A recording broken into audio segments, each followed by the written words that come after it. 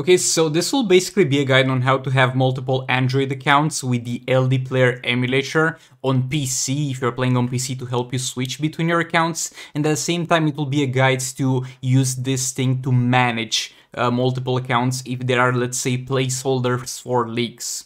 So you got here the LD Player emulator. This is what I'm using to play Injustice 2 Mobile, and I have a full guide on that. But if you want to go check that out with the keybinds and how to specifically play Injustice 2 Mobile on this emulator, I'll link that in the description. But if you do want to only use this to manage multiple leagues with it, if you get a placeholder for that league, that's simply managing the league, that's going to be far more simple process, because right now on Android devices there's the problem of not being able to switch between accounts. And with LD Player that's not really a problem, because we don't need to switch between accounts, we can create multiple separate emulators.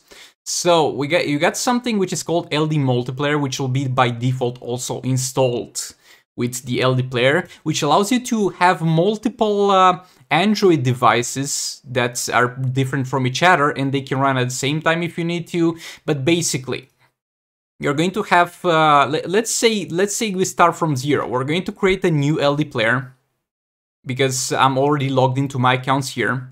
We're going to start it, and you start this thing. And this is basically the default LD Player that you'll straight up download from their sites.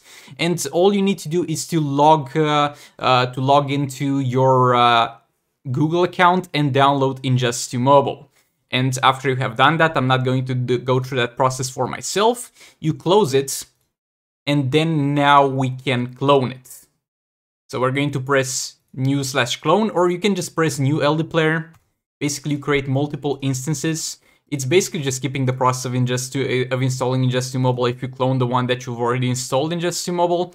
And those are going to be separate Android devices that exist independent for each other. So let's say you're going to name this League number 1.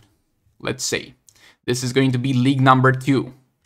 Those names don't do anything. They're just basically for you to be able to manage them. You can name them the specific league you're using to manage from that account. And yet again, you're going to have to go through the login process on each emulator separately. But after that is done, you're not going to have to switch accounts yet again, because as I said, those are going to exist separately from each other.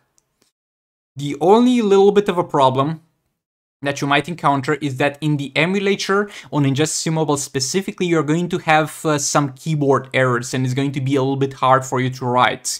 So when you get an account into a league and you want to search for the league name, you might want to do that from your phone, and then after that's done, you can forever use the emulator. That's the only thing that might be an issue, though that can yet again be solved by let me show you how there's a fix around it, though it can be kind of gimmicky.